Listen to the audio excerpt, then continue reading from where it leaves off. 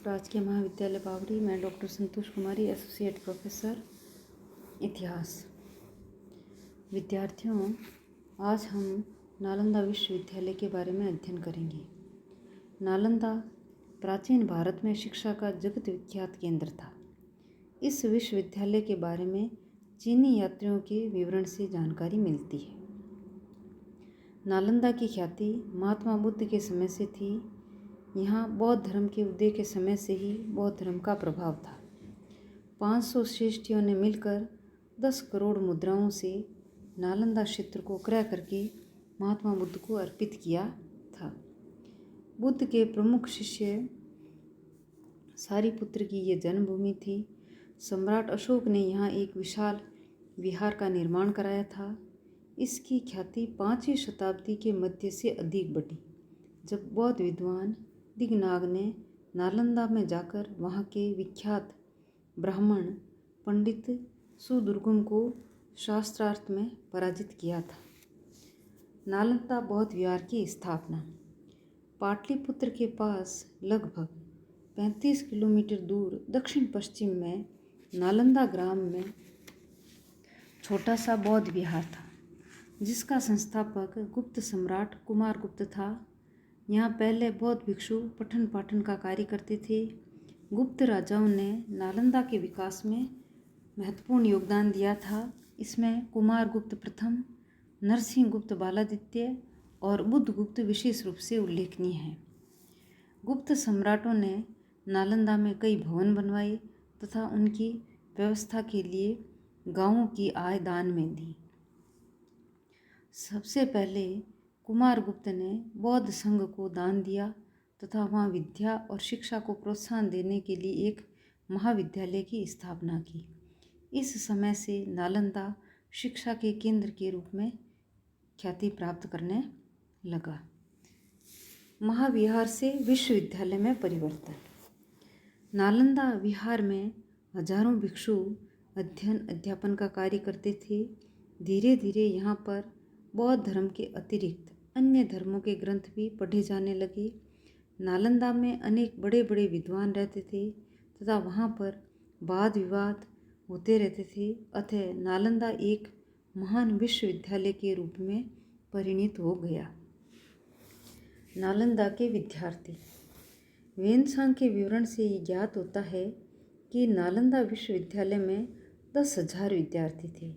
नालंदा में न केवल भारत के अपितु श्रीलंका, तिब्बत, चीन, मंगोलिया, कोरिया एवं अन्य देशों से भी विद्यार्थी शिक्षा ग्रहण करने के लिए आते थे। वेनसांग, इत्सिंग, फाहियान आदि चीनी विद्वानों ने भी यहीं पर अध्ययन किया था। कोरिया के हुई ने हे तथा आर्यवर्मन नामक बौद्ध भिक्षु भी नालंदा में विद्या अध्ययन के लिए आए थे। श्रमण येन चिन 7वीं शताब्दी में नालंदा आया और वो 3 वर्ष तक यहाँ रहा। चेहांग नामक एक चीनी भिक्षु भी 7वीं शताब्दी में नालंदा आया और 8 वर्ष तक यहाँ रहकर अध्ययन करता रहा। इत्सिंग के समय में यहाँ के विद्यार्थियों की संख्या 3000 थी, किंतु वेनसांग के समय में बढ़कर 10,000 हो गई।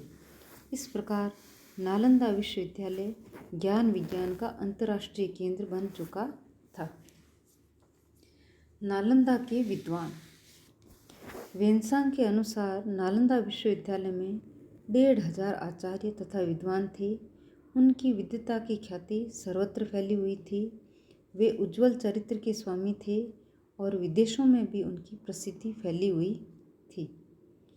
यहाँ के प्रमुख विद्वान आचार्यों में नागार्जुन, आर्यदेव, धर्मपाल, शीलभद्र, वसुबंधु, चंद्रपाल, शांतिरक्षित, गुणमती, स्थिरमती, प्रभामित्र, जिनमित्र, दिगनाग, ज्ञानचंद्र आदि प्रमुख थे। आचार्य शीलभद्र उच्च कोटि के विद्वान थे। वेनसांग के समय में इस विश्वविद्यालय के प्रधान कुलपति शीलभद्र ही थे।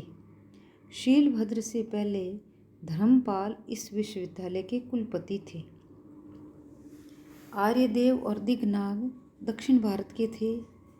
धर्मपाल कांची के रहने वाले थे और शीलभद्र समतट बंगाल के निवासी थे तथा गुणमती और स्थिरमती वल्लभी के रहने वाले थे।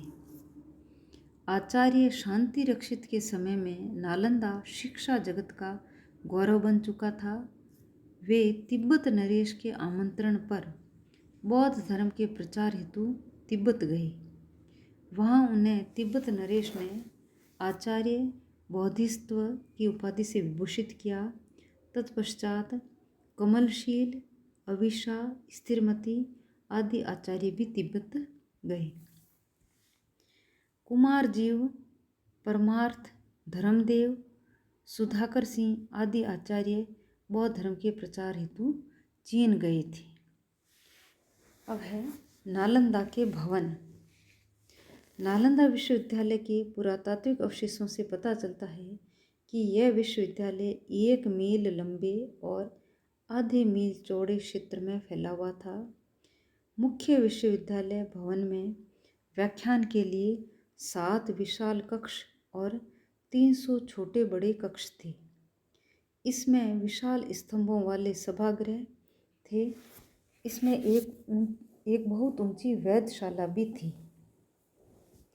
विश्वविद्यालय परिसर चारों ओर से दीवार से घिरा हुआ था। परिसर में प्रवेश करने के लिए दक्षिण की ओर से एक ऊंचा भव्य द्वार था। भिक्षुओं के निवास के लिए परिसर में ही अनेक विहार थे। विद्यार्थियों और आचार्यों के निवास भी कई मंजिल के थे। शिक्षा से संबंधित विशाल भवनों के अतिरिक्त विश्वविद्यालय के प्रांगण में अनेक आम्रकुंज, गोसदन और जल के स्रोत थे। नालंदा विश्वविद्यालय में 12 मीटर ऊंचा सुंदर बौद्ध मंदिर था। इसमें बुद्ध की विशाल प्रतिमा लगी हुई थी। अब है नालंदा का पुस्तकालय। नालंदा विश्वविद्यालय में विद्यार्थियों के अध्ययन के लिए यहाँ धर्म यज्ञ नामक एक विशाल पुस्तकालय था। उसकी 3 विशाल इमारतें थीं, रत्न सागर, रत्नोदधि और रत्नरंजक। इन तीनों भवनों से मिलकर भव्य पुस्तकालय का निर्माण हुआ था। इसमें धर्म ग्रंथों, सूत्रों एवं तंत्र विद्या के ग्रंथों का संकलन था। पुस्तकालय क्षेत्र को धर्मगंज कहते थे।